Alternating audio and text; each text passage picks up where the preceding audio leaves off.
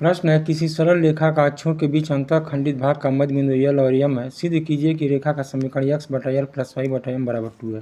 तो हम लोग जानते हैं कि अंतःखंड के रूप में रेखा का समीकरण यहाँ पे लिख सकते हैं।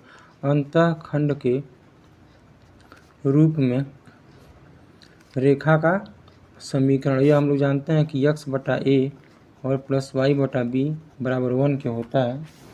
और x अक्ष को बिंदु ए पर यदि यह रेखा x यहाँ पर लिख सकते हैं कि यदि रेखा x अक्ष को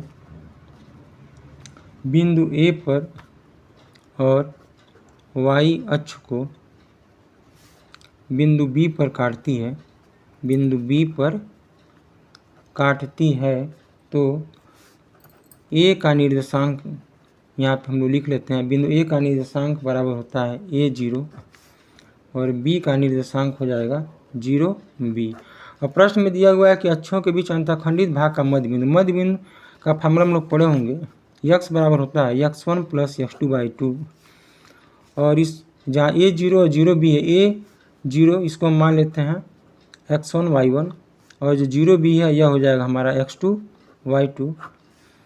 तो x1 की जगह पे यहाँ a है तो यह हो जाएगा a और x2 की जगह पे 0 है तो 0/2 और मध्य बिंदु x बराबर है यल के। तो यहाँ हल करने पर आ जाएगा a = 2l।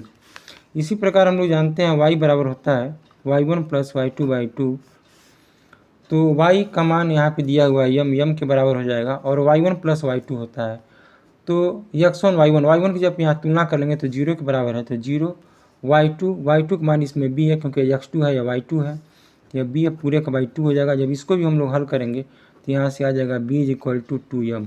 और हम लोग अब जानते हैं कि x by A plus Y भी 1 के बराबर होता है। तो मान जब उसमें भरेंगे तो x बाई ए का मान हो जाएगा 2l plus y by B का मान हो जाएगा 2m बराबर 1। अगर पूरे समीकरण में अगर हम 2 से गुणा कर दें तो यहाँ पर जब 2 से गुणा करेंगे तो 2 से 2 कट जाएगा, केवल बचेगा x बाई एल।